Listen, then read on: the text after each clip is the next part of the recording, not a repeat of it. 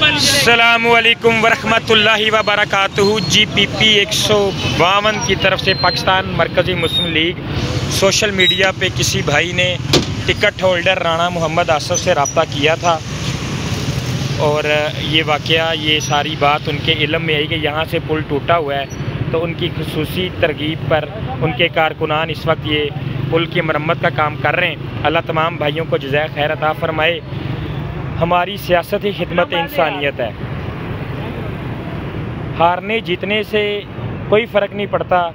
हारेंगे हमने इंशाल्लाह ताला तब भी काम करना है, और अगर हम जीतेंगे तब भी इंशाल्लाह ताला हमने काम करना है इंशाल्लाह।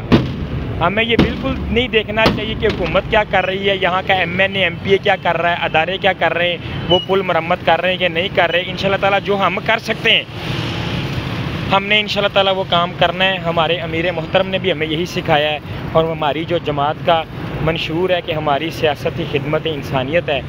इंशाल्लाह ताला हमने काम करना है, इंशाल्लाह खिदमत और रिलीफ के हमने काम करने इंशाल्लाह। अल्लाह तमाम भाइयों को जज़ाए खैर अता फ़रमाए जो रात के इस पहर ये काम